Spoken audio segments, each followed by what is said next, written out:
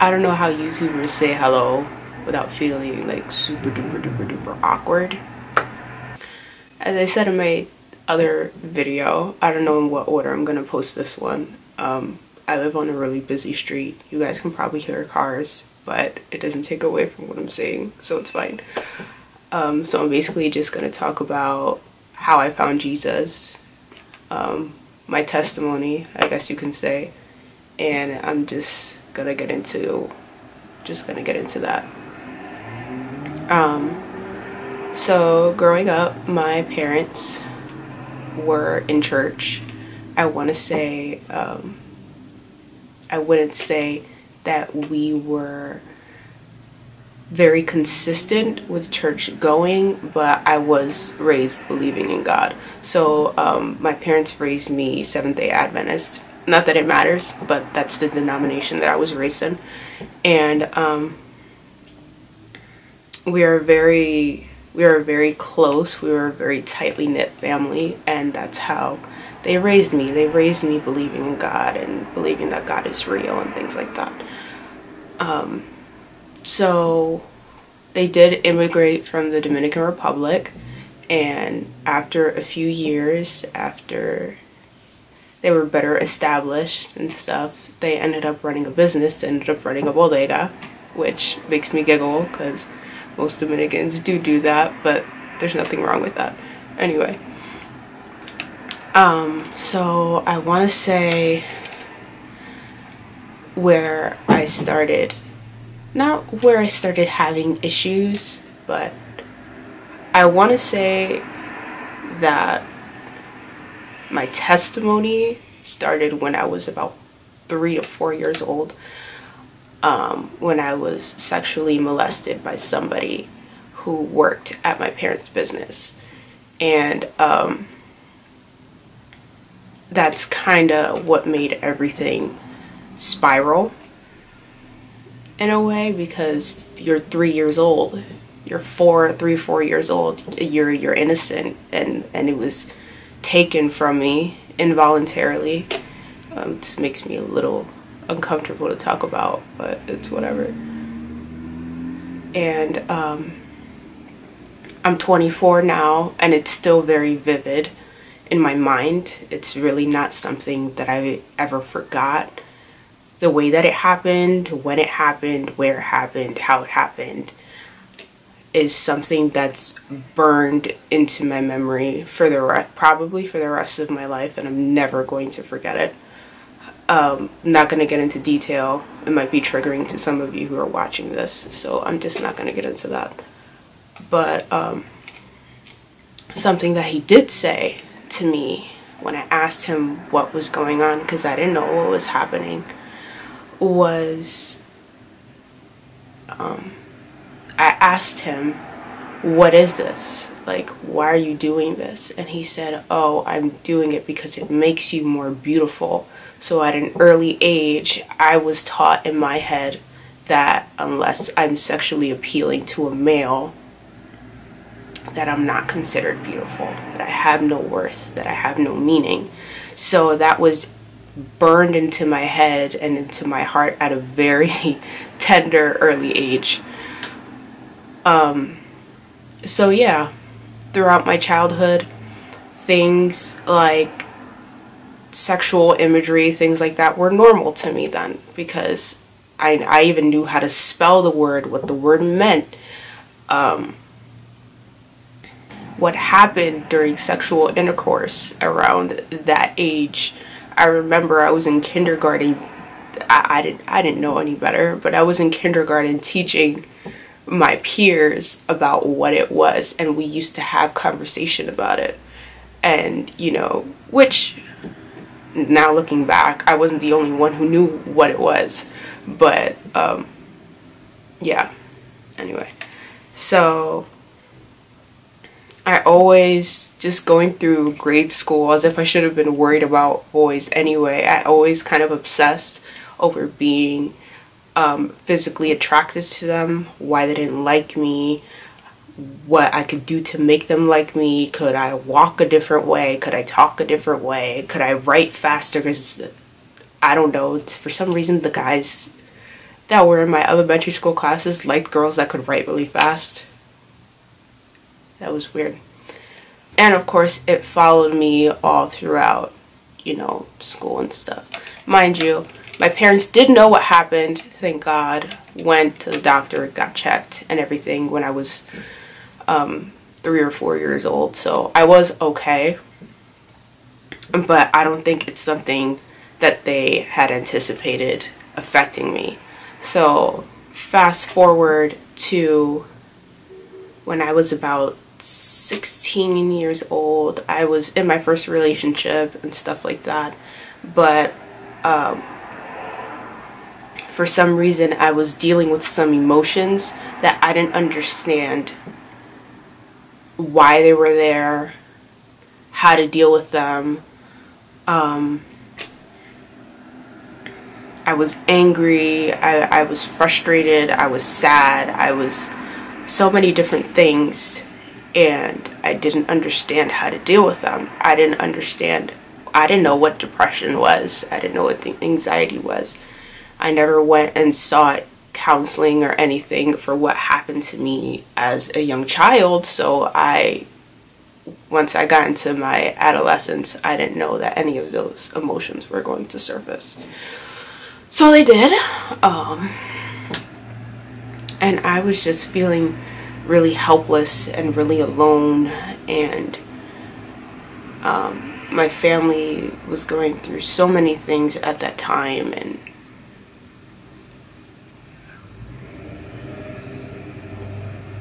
I don't know if this is gonna come out in the right way, but I just didn't understand why I felt so disgusted in my own body.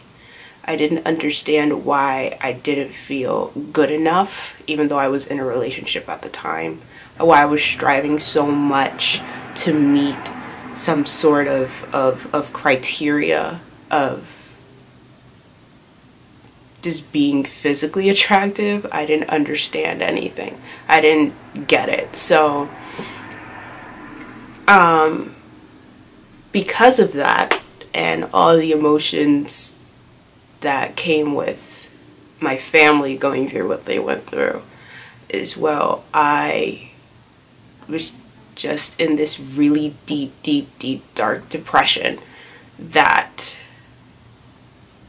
since I couldn't understand it, made me feel like I wanted to die. So at that age, I was only 16 years old. It was the end of my sophomore year in high school. All the things that I didn't know how to deal with, I didn't understand. I had no concept of mental health at that point. I had no idea. I just knew that I needed help, but I didn't know how to get it. I attempted suicide about 4 times during that time. And looking back, I thought it was something else. I thought it was just like, oh, my relationship is failing, and that's why I feel this way. But in retrospect, that's definitely not what it was. It was just all the emotions, all the hurt, all the pain that I felt after being sexually assaulted at such a young age that I had no idea were, one, even hurting me, but I didn't even know that they were surfacing or how to deal with them as they were. So yeah, I went through that, and I remembered I didn't go to the hospital right away. I did go to school. It's all just a blur, but I was still going to school and stuff like that. It was just on and off. I was missing a lot of school because I just didn't want to be there. I didn't want to talk to anybody about how I was feeling. I didn't want to explain what was going on with me. I didn't want to be triggered by anything either, so I really just did not want to be there.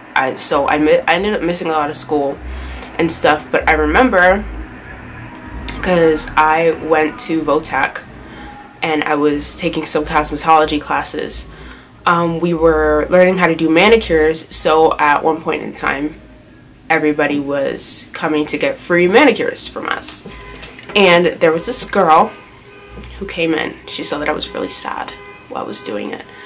Her name is Kanan, and she came in and she came to get a manicure. So I was sitting there and I was talking to her. Somehow we got into this conversation about God and church and stuff. And I don't know, I don't exactly remember the conversation, but I know that I was transparent enough to have her invite me to church. And she was just an answered prayer, because I really didn't know what I was doing in terms of finding some sort of healing or relief or anything like that. But she was just so sweet, and she was so kind, and she really, everything she said to me pointed to Jesus. Like, it didn't matter what we were talking about. Everything that we talked about, she pointed back to Jesus. And she was just so, I don't know. She was just really cool. And Kanan, if you ever watch this, you're really cool. I love you. Yeah, so I remember she invited me to church, and I went a few times. And I remember this one time, just I don't know if it was the last time I was there or what, but it's called Lighthouse Christian Center.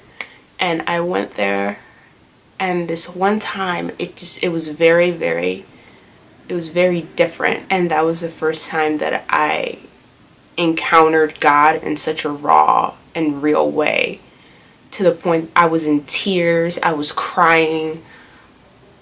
I felt nothing but God's love in that moment. And even though I kept attempting afterwards, I still knew that God was with me. But I received the Holy Spirit that day, and it was amazing. It was by far the most raw and real encounter I've ever had with God to date. I will never forget that day. I wish I remembered the exact day, but that was the day that I was baptized with the Holy Spirit. And going forward, I still had I didn't really have a real understanding of what happened that day. If you guys want to know verbatim, yes, it is what I mean by being baptized in the Holy Spirit. I was speaking in tongues, and I did learn how to speak in tongues that day. And it is something that I still do during prayer. But that's a day that I will never ever forget. So after the fact, I ended up attempting again 4 times, because a lie of the enemy is that God will never do what he wants to do for you again, and that is a lie. And I was just crying and wondering, well, God, why don't you show up again for me? Why aren't you here?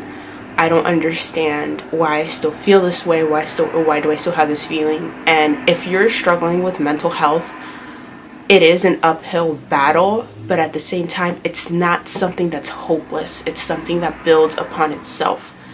And it's really a spiritual fight in your head. Something that people don't understand about mental health, about depression or anxiety or anything like that, is that it's like you're literally fighting for your life in your head every single day. And no matter what, like, you might feel like you're okay one day, but that doesn't mean that you just let go of your treatment altogether. I really believe that mental health treatment is something that builds upon itself, and just continually and consistently going to treatment and building a strong foundation of coping skills and having a support system and all of that is so important. So if you're watching this and you struggle with those things, please take it from me that building that is going to help you so much. Don't abandon that. Don't abandon therapy or if you have to take some sort of medication, there's nothing wrong with that. And anybody who condemns you for that don't listen to them. Like, you need that sort of help. After my attempt, finally, my parents were really upset, of course, and they ended up just telling me to go to the hospital. So I went to the hospital, and I was looking in the mirror while I was sitting there before they took me in, and I just looked like somebody I didn't recognize.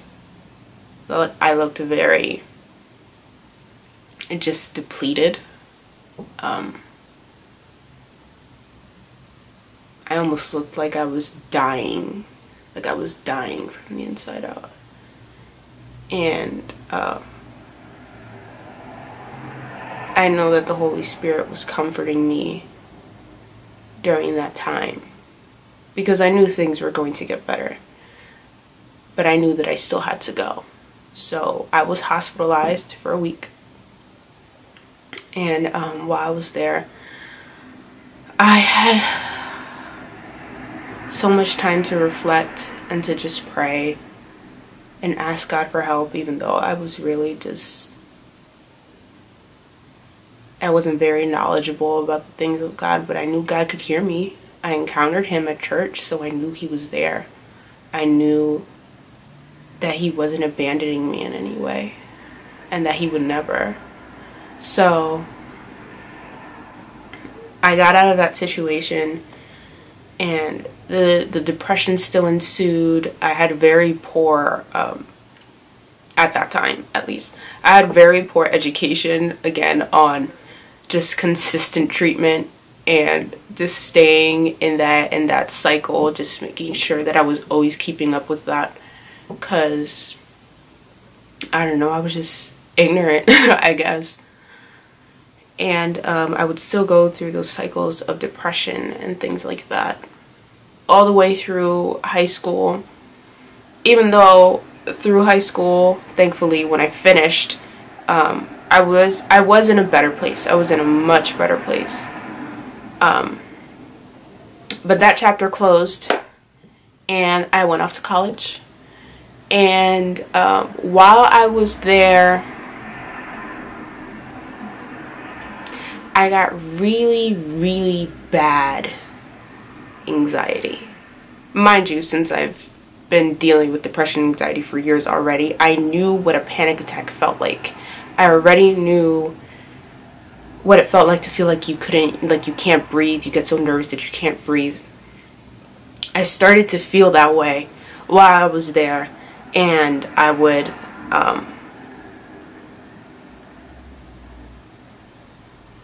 hide in my dorm room most of the time because I didn't want to be seen. So every day felt like a burden. Every single day. And then going to class, I always, no matter what, had my headphones on. Like, it didn't matter if somebody would stop me and try to talk to me, which I didn't talk to many people because I was like socially anxious.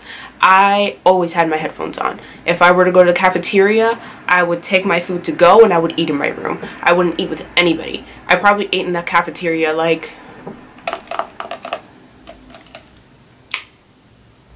probably about 8 times that entire semester.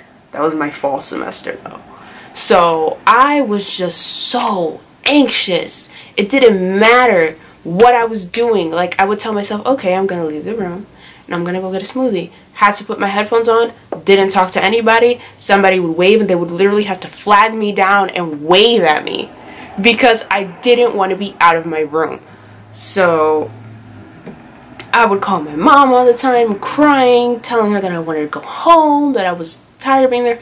I was all the way in Michigan, by the way. So that's like a 12-hour drive from Pennsylvania to Michigan. So it was so far. And I would cry to my mom all the time, like, Mom, I can't do this. I want to go home. I want to go home. Until one day I woke up and I had, by far, I think the worst panic attack I've ever had in my entire life. And it was in the middle of the night, which was odd because I was sleeping. And I would pray to God and be like, God, why isn't this working? Why can't I just stay here? I don't understand. Why don't I want to be here? Why am I anxious all the time? Why can't I just be normal and just talk to people?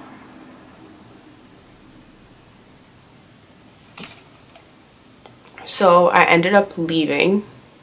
I feel like I ran off of that campus like it was on fire. Like I was gone in a matter of a few days.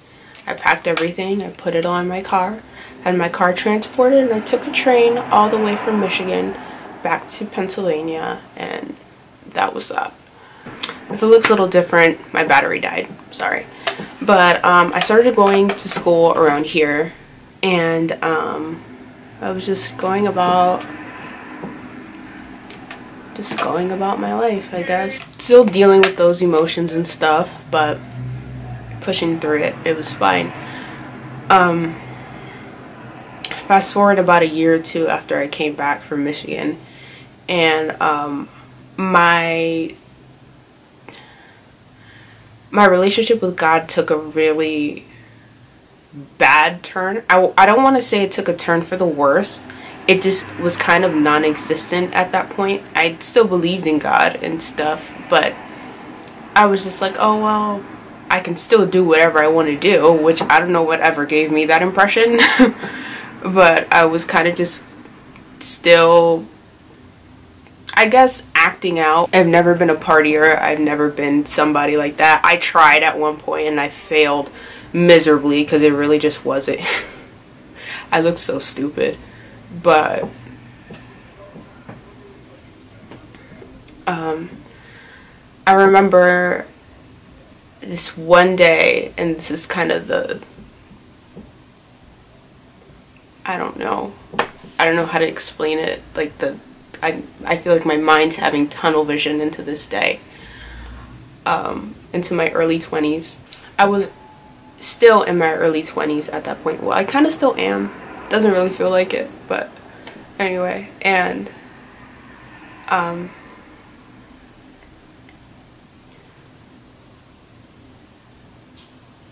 I was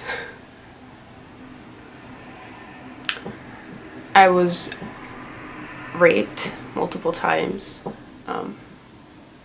in my early 20s, and it's not something that has been easy to process.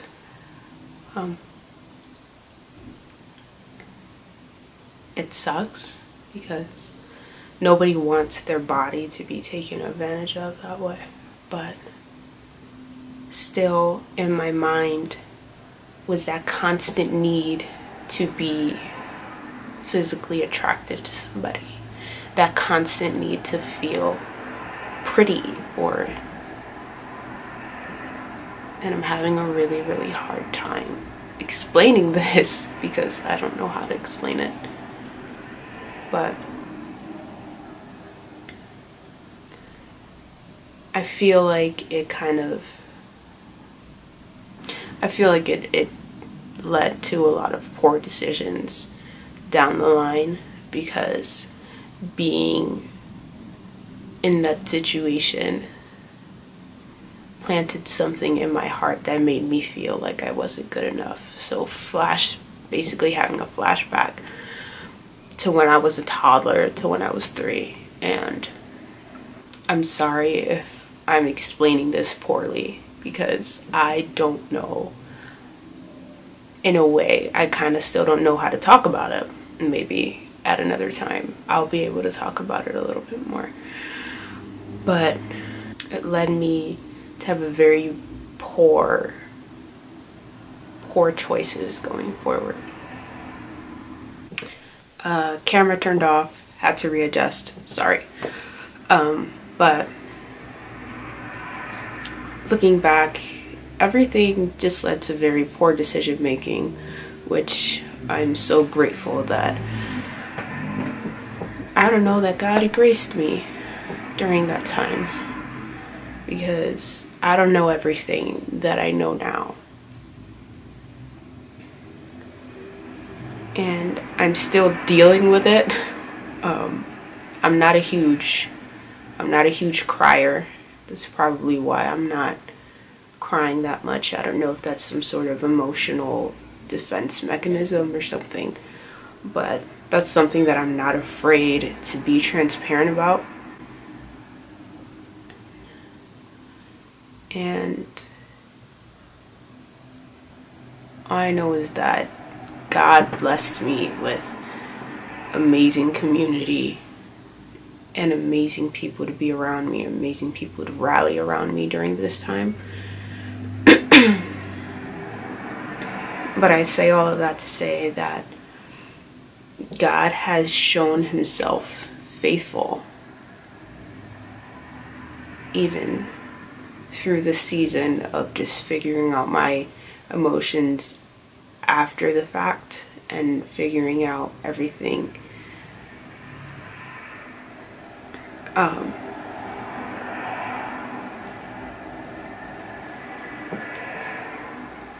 There are certain things that still trigger me, of course, because it's still something that's very, very fresh in my mind, because I didn't identify with being raped until not too long ago, even though it happened a few years ago. So if it's something that you don't understand, that's fine, that's okay. But once you do understand, please don't hesitate on getting the help that you need so that you can process your emotions and keep moving forward. Because this is really hard. This is really hard, even to turn on this camera and talk about it. It's still pretty difficult, but I know that God wanted me to, and I'm just so thankful that I'm still here. It could have been so much worse, everything that happened, but the way God has shown up, I can't thank him enough. And I know that going forward, everything's going to get better. But I said all this to say that Jesus he's still the Lord of my life, because I wouldn't know what to do. He's literally my only hope in dealing with all of these emotions and dealing with all of the pain and stuff. I know that all of it's going to work together for my good. No, I have all the hope in Jesus that he's going to use me. So, I don't know if I'm going to disable the comments for this video. I had a lot of trouble talking throughout it, but if I don't, yeah. If you watched me ramble this long, thank you. Yeah. Thanks for watching, if you are.